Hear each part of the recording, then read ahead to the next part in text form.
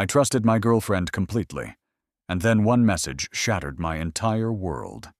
My own dad knew about the betrayal but kept quiet, looking me right in the eyes. Drama, lies, cheating, and family secrets are about to collide at one dinner that'll change everything. My name's Jake Wilson. I'm 32 years old.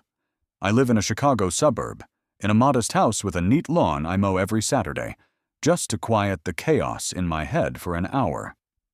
I work as a manager at a logistics company. Not a glamorous career, but the steady income lets me take care of my 4-year-old son, Liam, who I've been raising alone since my divorce. That divorce 5 years ago left deep scars. I lost faith in love, in people, in myself. I swore I'd never let anyone break my heart again. My life's simple. Morning coffee, Liam's smile when he runs to me with a drawing from preschool, and quiet evenings checking his homework or reading him bedtime stories. That's my fortress, my little world where I feel needed. 3 years ago, Emily came into that world. She's 29, and she showed up like a ray of sunshine on a cloudy day. I met her at a coffee shop near my office where she worked as a barista.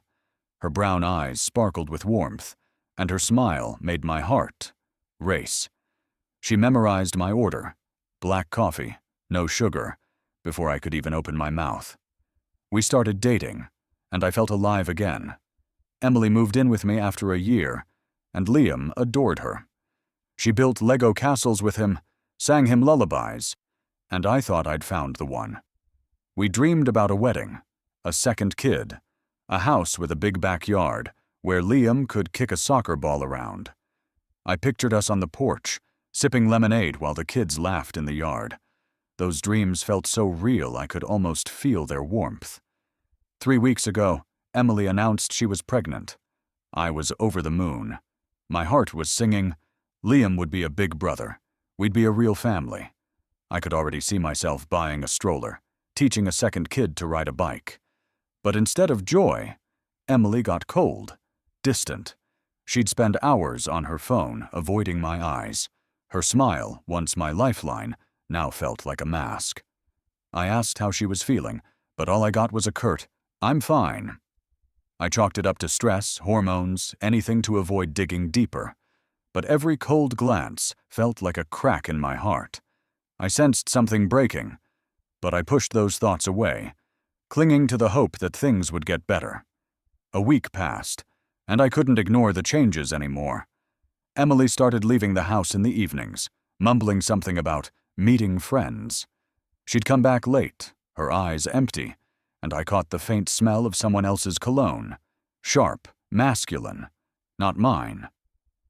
Her phone was always on silent, screen down, like she was guarding it from me. I asked how she was, what she thought about the baby, but she'd brush me off. "Everything's fine," with an irritation that made me feel like I was intruding on her world. My heart ached, but I tried to be understanding. I gave her space because that's what good partners do, right? But every evasive answer felt like a needle stabbing my soul. My gut screamed that something was off, but I didn't want to be paranoid. I remembered how my suspicions ruined things in past relationships, and I was scared of making the same mistake. But the doubts grew, like a shadow creeping across the walls of our apartment. I noticed little things, how she'd quickly close her phone when I walked in, how her voice trembled when I asked about her plans. One night I lay awake, staring at the ceiling while she slept beside me. I imagined the worst, but pushed those thoughts away. I didn't want to be the guy who destroys a family over baseless fears, but one evening, everything changed. Emily was in the shower, and her laptop was open on the kitchen table. I wasn't planning to snoop. I'm not the type to dig through someone's phone or computer. But a notification popped up on the screen, the name Tom with a heart emoji. My heart plummeted, like I'd fallen off a cliff. Tom, my cousin. We grew up like brothers, but he was always different. Tall, charismatic, with an easy smile that made everyone feel special. At family dinners, he was the star, telling stories that had everyone laughing. But I knew his dark side. He took more than he gave, and never apologized. I was used to living in his shadow, but I never thought he'd stoop this low. I opened the chat, my hands shaking. They'd been texting for months, not just chatting, planning meetups while I was home with Liam, reading him books or tucking him in. They talked about me like I was an obstacle in their game. Emily wrote, "Jake's nice, but he's so predictable. You're different." They laughed about how I never notice anything. Every word was a knife to the heart. I scrolled through, feeling rage and pain battling inside me. But the worst was yet to come. Emily told Tom about the pregnancy before she told me. They joked about how I'd be happy raising another kid without asking questions. They talked about how easy it was to fool me, how I was too trusting. And then I saw the message that flipped everything upside down. Tom wrote, "Your dad knows, but he won't say anything. It's easier to keep Jake in the dark." My dad, the man who taught me about honesty, who said family was sacred. My heart was tearing apart, my mind refusing to believe it. But the proof was right in front of me, and I felt the ground slip out from under me. I didn't sleep that night, rereading the messages, saving screenshots, checking dates and times. Every word burned into my memory like a branding iron. I felt rage and despair tearing me apart. Emily and Tom betrayed me, but the thought that my dad knew and stayed silent was unbearable. I remembered how he always praised Tom, called him a real man. When we were kids, he'd hold Tom up as an example. "Look how confident Tom is. Tom always knows what he wants." I was used to being second, but this was beyond anything. I recalled a time as a teenager when I caught Dad and Tom talking in the backyard. They went quiet when I approached, and Dad quickly changed the subject. I didn't think much of it then, but now it felt like a sinister hint. I started digging into the past, trying to figure out how long Dad had been covering for Tom. I remembered how a couple of years ago, Tom suddenly moved to another state, supposedly for work. Dad said Tom had gotten his act together, but rumors swirled that he'd skipped town because of debts. I never asked for details. I didn't want to pry into his life. But now I wondered, did Dad know more than he let on? Was he always on Tom's side, even when it hurt me? I felt my trust in family crumbling like a house of cards. I remembered how Dad would look at me with slight disappointment when I chose a boring job instead of seizing life like Tom. Those memories now felt like betrayal. I decided I wasn't going to deal with this alone. They wanted to make a fool of me? I'd show them they were wrong. We had a family dinner planned at my parents' place the next week to celebrate Emily's pregnancy. The irony cut like a knife. I decided it was the perfect moment to expose them. I gathered all the evidence, screenshots of their chats, call logs, even a motel receipt I found in Emily's bag while she was asleep. I wanted the truth to come out in front of the whole family, so they couldn't deny it or twist things in their favor. But most of all, I wanted to look my dad in the eyes and ask, "Why did you choose him over me?" The morning before the dinner felt like standing on the edge of a cliff. I woke up with adrenaline pumping, my heart pounding like I was running a marathon. I checked the screenshots, saved them in a folder on my phone labeled Truth. I printed out the worst messages, the ones where Emily and Tom laughed at me, where Tom mentioned my dad. I wasn't going to let them wiggle out of this. Liam was at his maternal grandma's, so I could focus. I imagined Emily's face when she realized her game was up, her eyes full of panic, her hands trembling. I pictured Tom losing his cocky grin, his smirk turning to fear, and Dad, unable to hide behind his excuses. I wanted them to feel the same pain I felt reading their messages. I spent the day rehearsing what I'd say in my head. I wanted my words to hit like bullets. I didn't want to yell or lose control. I wanted them to feel their own lies choking them. I imagined Emily making excuses, Tom smirking, Dad trying to smooth things over. I was ready for anything. But deep down, I was scared. Not of their reactions, but of the fact that the truth would change everything, that the family I knew might cease to exist. My heart ached at the thought, but I couldn't back down. They chose this path. I looked at Liam's photo on the fridge.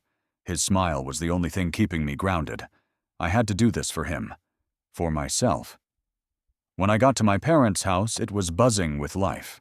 Mom was bustling in the kitchen, making pot roast and mashed potatoes, her go-to for family gatherings. Her laughter rang out like a bell, but to me it sounded hollow. Emily was helping her, chopping vegetables, smiling like nothing was wrong. Her calmness made my blood boil. She looked so confident, like her secret was safe. Tom was sprawled on the couch in the living room, joking with my brother-in-law, Brad, like he owned the place. His smug smile stung my eyes, and I clenched my fists to keep from losing it. Dad was in the garage, tinkering with his car, as he always did to avoid conversations. I noticed he avoided my eyes when I walked in. That only fueled my resolve. I hugged Mom, but inside, a storm was raging. Dinner started, and Mom couldn't stop talking about how excited she was to be a grandma again. She went on about picking out a stroller, knitting a baby blanket, dreaming of taking the kid to the park. Her voice was full of warmth, but to me, every word was like salt in a wound. Emily sat across from me, avoiding my gaze but smiling at Mom like everything was fine. Tom was a few seats down, scarfing down food like nothing had happened. His carefree attitude made me shake with anger. Dad sat at the head of the table, calm as always, but I noticed his hand grip his fork a little tighter when I looked at him. I waited for a lull in the conversation. My heart was pounding so loud I thought they'd hear it. I felt sweat trickle down my back, my fingers trembling, but I was ready. During a pause, I put down my fork and cleared my throat loudly. Everyone turned to me. Mom looked curious, her eyes bright with expectation. Dad tensed, his jaw tightening. Emily shifted in her seat, her fingers nervously twisting her napkin. Tom rolled his eyes, like I was about to say something boring. I started, trying to keep my voice steady, but a fire was burning inside me. I said I had something important to share, that Emily and Tom had been seeing each other behind my back, that it didn't stop, even when Emily found out she was pregnant. The room went silent. Mom gasped, covering her mouth, her eyes filling with tears.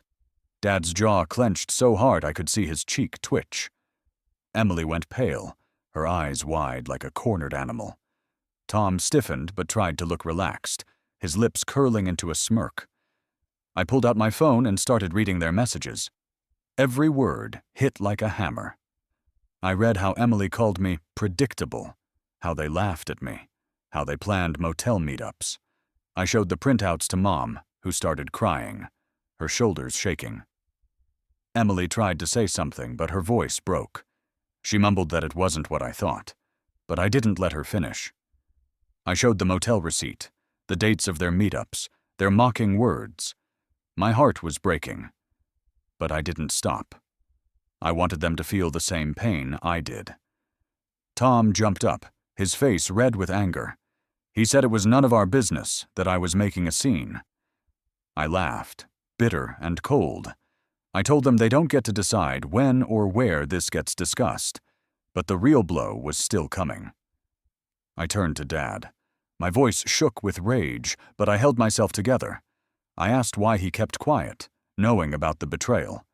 His face turned to stone, his eyes darkening. He tried to brush it off, saying I'd misunderstood, but I showed Tom's message, where he said Dad knew. Mom looked at him in horror, tears streaming down her face. Dad started muttering about family's sake, that he wanted to protect me, but I cut him off. I said he betrayed me just as much as Emily and Tom. I felt rage consuming me, burning everything inside. I wanted to scream, but instead, I spoke quietly, almost whispering, and that was scarier. Mom was sobbing, her hands trembling as she looked at Dad, like he was a stranger. And then something I didn't expect happened. My younger brother, Matt, who'd been silent, stood up from the table. His eyes burned with a rage I'd never seen in him. His voice shook but was full of resolve. He said this wasn't the first time Dad had covered for Tom.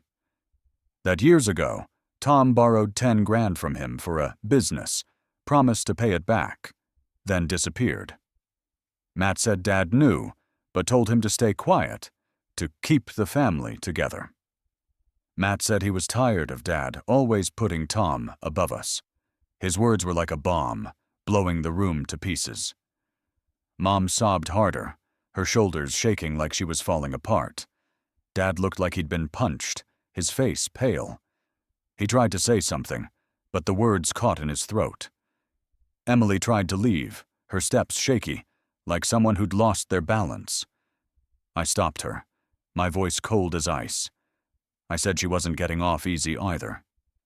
She broke down, burying her face in her hands, her body shaking with sobs. But I felt no pity. My heart was empty, burned out by their betrayal. Tom, losing his cool, lunged at me. His fist hit my shoulder, pain shooting through me, but I swung back, catching his jaw. I felt rage pouring out through my fists, freeing me. Dad tried to break us up, yelling for us to stop, but I didn't listen.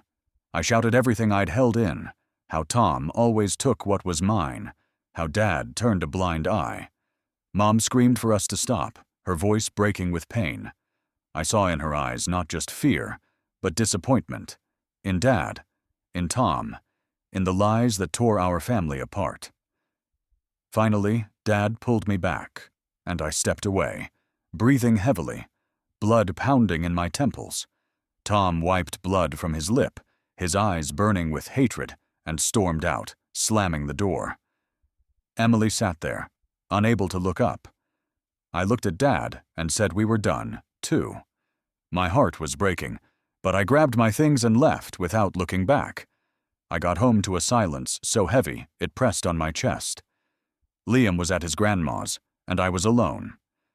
I sat on the couch, staring at the empty walls, trying to figure out what I felt. Anger? Relief? Emptiness? My heart hurt like it had been ripped out. I thought about the future I'd imagined with Emily, the baby I thought was mine.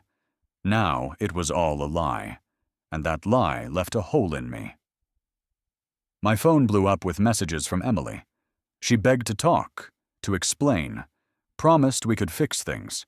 Every message was a punch, a reminder of how she laughed at me behind my back. I ignored them, but each notification cut like a knife. Dad texted too, asking to meet, saying he wanted to explain. I didn't respond. I couldn't. His betrayal cut deeper than Emily's or Tom's. He was my dad, the man who was supposed to protect me. Matt called that night, his voice heavy with exhaustion. He admitted he'd long suspected Tom of something like this, but never thought Dad would cover for him. He said he felt just as betrayed as I did. We talked for hours, and I felt like he was the only one who understood my pain. Mom tried calling, left a voicemail. Her voice trembled as she apologized, saying she didn't know Dad was covering for Tom. She begged me not to turn away from her. I listened to the message 3 times, and each time, tears burned my eyes. I wanted to respond, but couldn't find the words.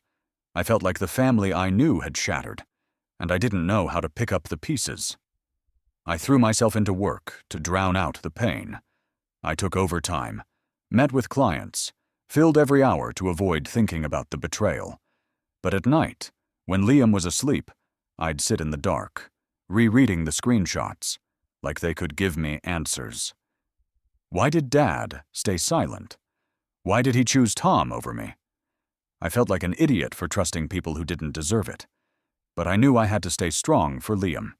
He was my light, my purpose, and I couldn't let myself break. A few days later, Matt came over. His face was pale, his eyes red like he hadn't slept. He brought an old box of letters and documents he'd found in our parents' garage. He said he'd been digging through Dad's stuff, trying to understand how far his cover-up went. In the box were letters, bills, old photos. But one letter caught my eye. It was from Dad to Tom, written 5 years ago. Dad asked Tom to stay out of trouble and mentioned a debt Tom hadn't repaid. Dad wrote that he'd paid it off to avoid shame. My heart clenched with anger. Dad didn't just know about Tom's debts. He'd covered them, using family money. Matt showed me something else. Motel bills for Tom and Emily's meetups, paid with Dad's credit card. It was a gut punch. Dad didn't just know, he helped them hide it. I felt blood rush to my head, rage clouding my vision. Matt said he couldn't stay silent anymore. He wanted to tell Mom, but was scared it would destroy her. I agreed she needed to know, but suggested we do it together. We planned to meet her the next week to show her everything. I didn't want Mom to be in the dark like I was, but the thought of breaking her world tore me apart. I looked at Liam playing in his room and felt guilt. He didn't deserve this pain, but I couldn't stop. The truth had to come out. A few days later, I found a letter in my mailbox. No signature, but I recognized Dad's handwriting. He wrote that he was sorry, that he didn't mean to hurt me, that he thought he was protecting the family. He asked to meet and explain. I crumpled the letter in my fist, feeling rage rise again. His words felt empty, like an echo in a hollow room. I didn't respond, but kept the letter. It sat on my desk, a reminder of his betrayal. I wasn't sure if I wanted to see him, but part of me craved answers. Why did he choose Tom? Why did he let me suffer? I decided to meet him, not to make up. I wanted him to look me in the eyes and feel what he'd done. We agreed to meet at a park near my house. When I got there, Dad was sitting on a bench, hunched over, his eyes dull. He looked older than I remembered, like the truth had aged him overnight. He started saying he did it all for the family, that Tom was troubled, and he felt responsible for him. I listened, but his words were like wind. They passed by without touching me. I asked why he chose Tom over me. His eyes filled with tears, but he didn't answer. He just said he wanted to shield me from pain. I laughed, a bitter, hollow laugh. I told him his silence caused more pain than the truth ever could. I walked away, leaving him alone, feeling a part of me die. A week later, I met Dad again. Matt insisted we talk to him before showing everything to Mom. I didn't want the meeting, but I knew there'd be no closure without it. We met at a cafe near my parents' house. Dad looked even worse. Deeper wrinkles, duller eyes. He started saying he did it for the family, to avoid a scandal. His voice shook, but I felt no pity. I asked why he chose Tom over me. He hesitated, said Tom was always troubled, and he felt responsible for him. I lost it. I said his responsibility was to me, his son. I showed him the letters, the bills, the proof. He tried to justify it, saying he wanted to keep the peace, but his words rang hollow. I felt my pain spilling out, filling the room. I told him he'd lost me. I walked out, leaving him alone at the table, my heart breaking even more. When Matt and I met with Mom, she was shattered. She looked at the letters, the bills, her hands trembling. Her eyes, always so warm, were now full of pain. She said she wanted a divorce. She couldn't forgive Dad for the lies, for putting Tom above us all. I felt guilty for breaking their marriage, but Matt reminded me it wasn't my fault. Dad made the choice. Mom hugged us both, promising we'd get through it. I believed her, but the pain still burned inside. 2 weeks after the dinner, Emily showed up at my house. She looked exhausted, eyes red, clutching a tissue. Her hair was messy, dark circles under her eyes. She asked to talk. I let her in, but stayed cold as ice. She said it was all a mistake, that she was confused, that Tom was just there. Her voice shook, but I felt nothing but emptiness. I asked if Dad knew from the start. She hesitated but nodded. said Dad told her to keep the family together and stay quiet. That was the final straw.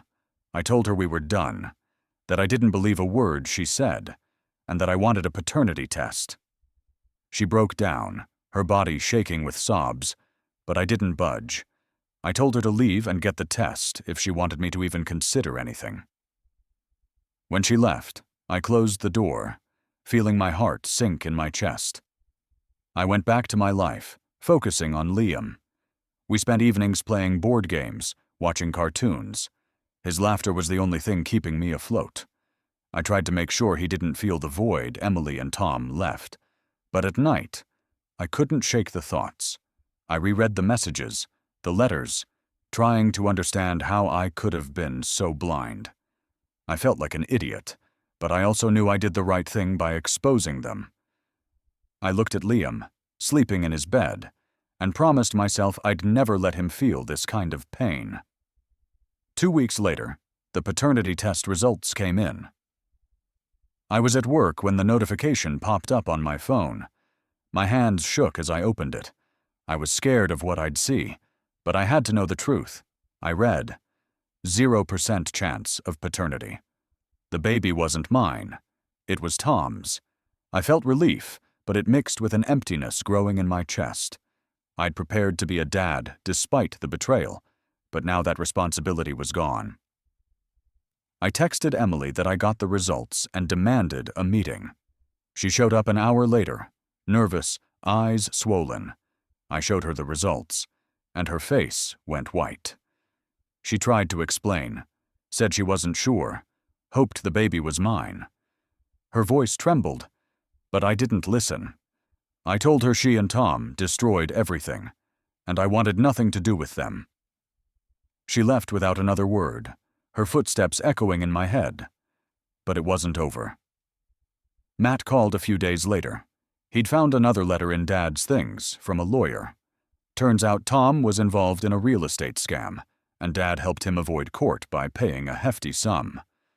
My heart clenched with another blow. Dad wasn't just aware, he was complicit. Matt suggested suing Tom to recover some of the money he'd stolen from the family. I agreed, but I knew it wouldn't restore my trust in Dad. I felt my pain turning into resolve. I wouldn't let them destroy me. A year passed. I moved to a new neighborhood, closer to a good school for Liam. Work took off. I got promoted to senior manager, started leading big projects. The pay let me buy Liam a new bike, and we spent weekends riding in the park, laughing as he tried to catch up with me. Liam became my anchor. We built Lego castles, visited the zoo, ate ice cream until it dripped down his chin. I made sure he didn't feel the void Emily and Tom left. I started going to the gym, picked up old hobbies, even signed up for a photography class. I took pictures of Liam running through the grass, sunsets over the city, and it made me feel alive. Life wasn't perfect, but it was mine, and I held on to every moment. Word got around that Emily and Tom fell apart. Tom skipped town, owing a ton of money. Emily was left alone with the baby, moved back with her parents. Mom divorced Dad and opened a small flower shop, something she'd always dreamed of. She called me every week, her voice full of warmth. Dad tried to reach out, but I wasn't ready. Maybe someday, but not now. I looked at Liam and knew I made the right choice cutting them out of my life. A year after all this, I met Sarah. We met at a friend's party. She was an elementary school teacher with a warm smile and an honest gaze that made my heart race. We started talking, and soon she became part of my life. Sarah adored Liam, read him books, taught him to draw. She didn't try to replace his mom, but gave him the warmth he deserved. We spent weekends walking in parks, trying new cafes, laughing at silly jokes. For the first time in a long time, I felt happy, like the sun had broken through the clouds. One evening, while Sarah and I were cooking dinner, the doorbell rang. I opened it and saw Emily.